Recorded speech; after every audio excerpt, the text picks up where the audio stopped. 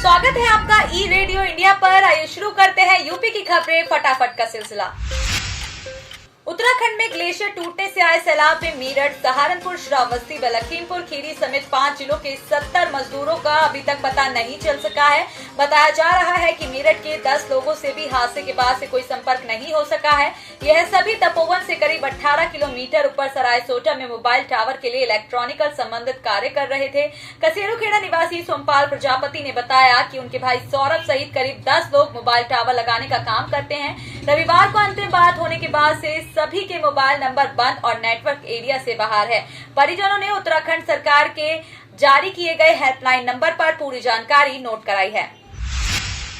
सूबे के मुख्यमंत्री योगी आदित्यनाथ पूर्वांचल एक्सप्रेसवे के निरीक्षण के लिए गाजीपुर के बाद आजमगढ़ पहुंचे। मुख्यमंत्री ने दावे के साथ कहा कि पूर्वांचल को राजधानी लखनऊ से जोड़ने के लिए बन रहे पूर्वांचल एक्सप्रेसवे का काम 31 मार्च तक पूरा हो जाएगा। उन्होंने कहा कि अप्रैल में पीएम मोदी इसका उद्घाटन करेंगे। आपको बता दें कि करीब 22,494 करोड़ रुपए का पूर्वांचल एक्सप्रेसवे योगी आदित्यनाथ का ड्रीम प्रोजेक्ट है। इसकी लंबाई 340 किलोमीटर से भी अधिक है और इसे भविष्य में 8 लेन का किया जा सकता है।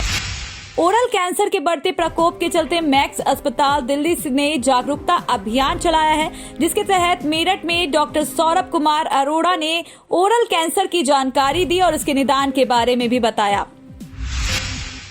उत्तराखंड में ग्लेशियर टूटने से मची तबाही के बाद संगम नगरी प्रयागराज में भी अलर्ट घोषित कर दिया गया है। दरअसल प्रयागराज में इन दिनों माघ मेला लगा हुआ है, जिसके लिए संगम की रेती पर गंगा नदी के दोनों तरफ अलग से तंबुओं का शहर आबाद किया गया है। तंबुओं की नगरी गंगा नदी के ठीक किनारे पर बसाई गई है। यही वजह है कि माघ मेले को लेकर खास फोकस किया जा रहा है। उत्तर प्रदेश सरकार अब जमीन खरीदारों के साथ होने वाली धोखेबाजी को बचाने के लिए 16 अंकों का यूनिक कोड जारी करेगी। इससे जमीनों पर होने वाला फर्जीवाड़ा रुकेगा। राज्य सरकार का राजस्व विभाग कृषि, आवासीय और व्यावसायिक भूमि को चिन्हित कर यूनिक नंबर जारी कर रहा है, जिससे कोई भी व्यक्ति अब घर बैठे एक क्लिक से जमीन का पूरा ब्यौरा जान सकेगा।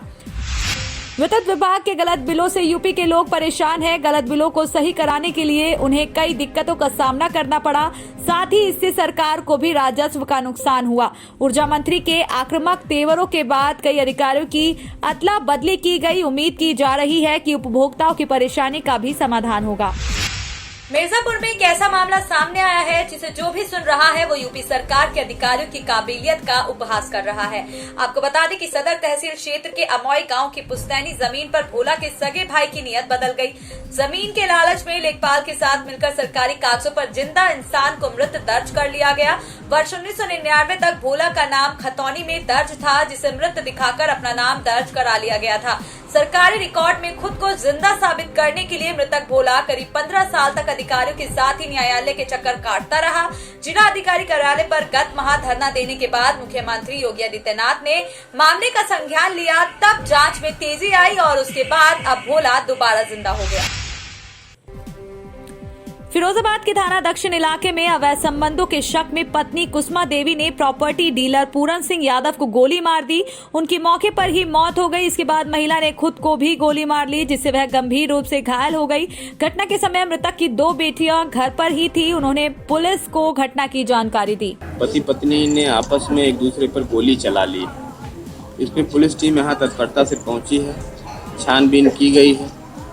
इसमें एक व्यक्ति है पूरन सिंह यादव, उनकी मृत्यु हो चुकी है, जो इस घर के मुखिया हैं, पिता हैं। और महिला का नाम, जिनकी पत्नी का नाम है, वो कुसुमा देवी है। वो गंभीर हालत में उनको अस्पताल भेजा गया है। मेरठ में थाना सदर बाजार क्षेत्र के एक पब्लिक स्कूल के अध्यापक संदीप गोयल पर परिजनों कक्षा 9 के छात्र विशु त्यागी के साथ जाति सूचक शब्द कहने, मारपीट करने का आरोप लगाया गया है। परिजन एसएसपी कार्यालय पहुंचे और मामले की जानकारी दी। और ये घटना करीब 3-4 दिन पहले की है और अभी तक वो थाने पे नहीं गए थे, तो इन्होंने जो भी यहाँ एप्लीकेशन लिखवाई और साहब के सामने उपस्थित हुए थे, तो उनको थाने के लिए आदेशित कर दिया गया। वहाँ से जाँच करा करके इसमें विधिक कार्रवाई की जाएगी। तो ये थी उत्तर प्रदेश की खबरें फटाफट। अन्य खबरों के लिए विजिट करें eradioindia.com पर। हमें YouTube पर देख रहे हैं तो सब्सक्राइब करें। हमसे गलतियां कहाँ हुई हैं इसे बताने के लिए कमेंट करें। शुक्रिया। ई रेडियो इंडिया प्रस्तुत करता है चुनावी चौपाल, चुनावी गतिविधियों के हर चाल पर गहरी नजर।